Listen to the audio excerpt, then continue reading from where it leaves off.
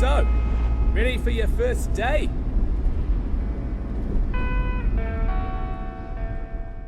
During my brief time studying in Canada, I had a housemate called Noah. I liked Noah a lot. He was a nice guy, always looked out for me when I was being a young, stupid foreign student. He was certainly a product of his family, though, and the more we spoke about it, the more it dawned on me that Noah had lived quite a closed-off life until his step into college. You could tell from the way that he carried himself and the way that he talked that he wasn't really a product of his time, but his parents' time. Slowly, we got to know each other, Noah and I, and as we did, conversations turned to the things we like and the passions we have. He wasn't really into games at all. He liked ice hockey, and he was an avid power lifter. His favorite meal was pasta and butter, with sliced cucumber and pepper on the side. Him and I were very different people, clearly, but there was one thing we both did have an appreciation for, and that was music. We got to chatting about the kind of music we like, and briefly into the conversation, I was hit with that old classic line. Noah said to me, "Man, music sucks these days. It's all the same. 60s, 70s, 80s, that was real music." Noah was adamant on this one. The Beatles, Elton John, Rolling Stones, Pink Floyd, those were the good days. Ones he didn't actually live through, mind you, but nonetheless, they were the good days. Now, don't get me wrong, I love all the names I just listed, but it really struck a nerve with me, if I'm being honest. I replied, if all you ever listen to is the same stuff, then of course music is going to sound the same. He was reluctant at first, but as the conversation went on about music, he grew more receptive to the idea of branching out and exploring new things. What followed that night was a night of beers and good vibes and some great musical discovery for the both of us. He liked rock and roll, so that's where we went. It started with me showing him some of today's sounds that I knew, and then it grew from there into mutual discovery for both of us. It was a great evening and a real core memory of mine. And sometimes I wonder these days if it was for him as well. Well, that was a real touching story, but what does that have to do with games? Well, there's been a lot of sentiment online about the amalgamation of all pop culture into a shapeless blob of mass. This interdimensional tumor that continually grows ever larger as it sucks up existing universe after existing universe, sapping them of their energy and life until we find little bit of husk. And sure, sometimes this hurts us because we care deeply for the IPs we grew to love, but oftentimes it's not really that. It's more that just husks aren't very interesting. It's the media executives of the world, the decision makers ultimately, that deservedly cop most of the blame for all of this. In a lot of ways, media executives remind me of small children or puppies. If you've ever had a good laugh with a kid around 5 to 7 years old or played fetch with a eager doggo, then you'll know this feeling all too well. The joke is over, you've had your fun and gotten your fair share of entertainment, but them, oh no, we're just getting started. So you keep playing along, you love them after all, and it was so fun just a moment ago, but as time goes on, the child keeps throwing the same joke at you. The dog keeps bringing the stick back over and over again and expecting you to throw it again. And you grow tired and eventually make up some excuse or steer them towards something else to do. You probably see where I'm going with this. For a lot of people, especially those who don't spend their time writing and watching whole essays on gaming, the latest video games are whatever they see on the side of a bus or a trending YouTube video. Their complete experience of gaming is much like Noah's experience of music. It's sedated and closed off. For many years, that's been fine. There's always been that which is fringe and artsy and that which is good enough or simply marketed enough to warrant more mainstream appeal. It becomes a problem when you combine it with the yammering infant that is the executive, constantly pressing you to spend your hard-earned money, like the dog presses you to throw the stick. Their new poison of choice these days, the interdimensional mass. The mainstream, devoid of any encouragement to seek out the diversity that's always been there, is left starved.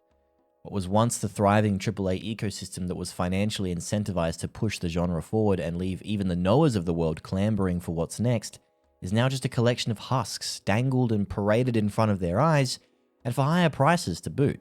Either that, or they have been so clearly systematically designed for models of retention other than fun, that piling them into the same category as games feels almost a bit wrong.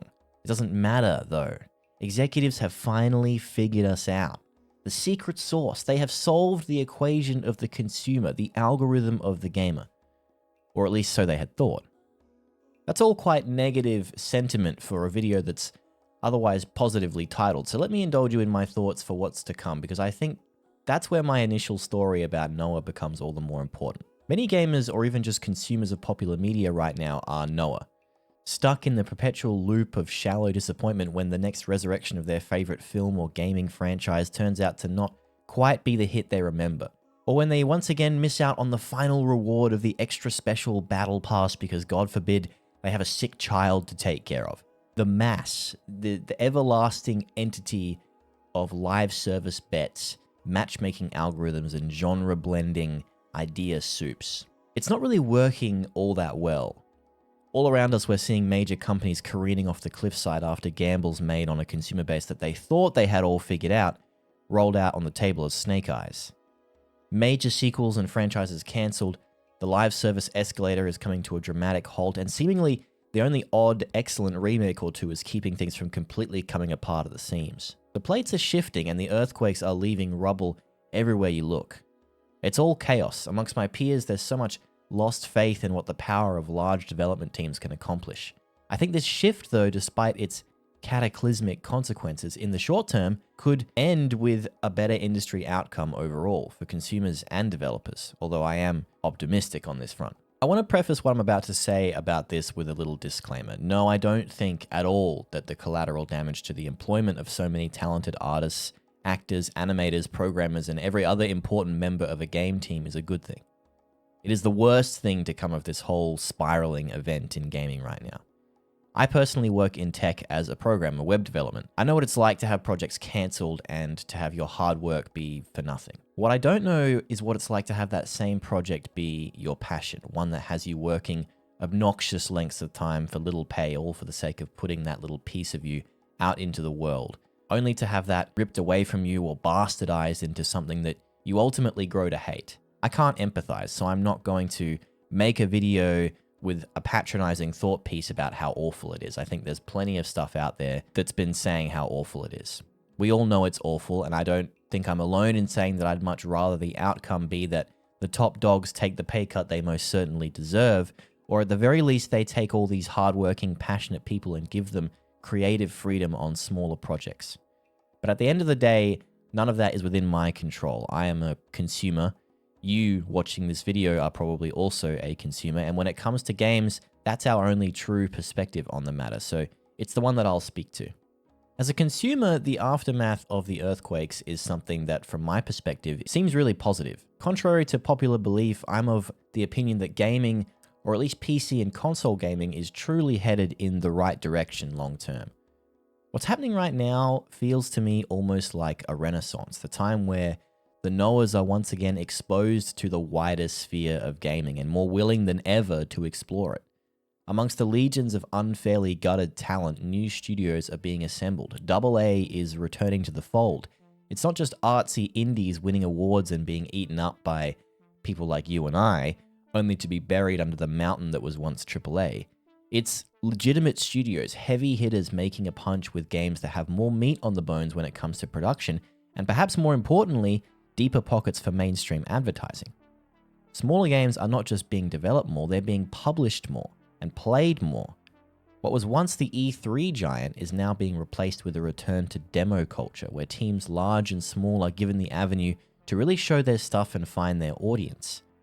Watching the 2025 Summer Games Fest and Summer Games Showcase really solidified this opinion in my mind. We are returning to a time where games are being made to be experienced, not just played or retained. They have a real, tangible target audience and goals beyond just the initial retention.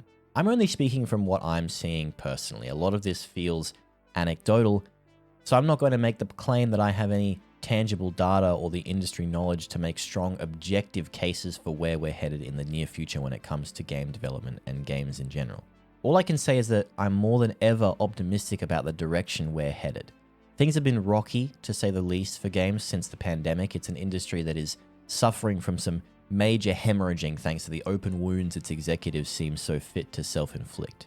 It is healing though. Studios are hitting the ground running, and the genuinely great experiences being advertised, demonstrated, or just straight up given away has never been more diverse. There's still hurdles to jump. AI is threatening everything from voice acting to visuals to writing. The uphill battle of digital ownership becomes steeper every day, and Capcom, for some reason, still can't get Monster Hunter to work properly in online play. But at the very least, consumers are embracing the passion much like Noah embraced the music, and I'm more than ready to come along for the ride.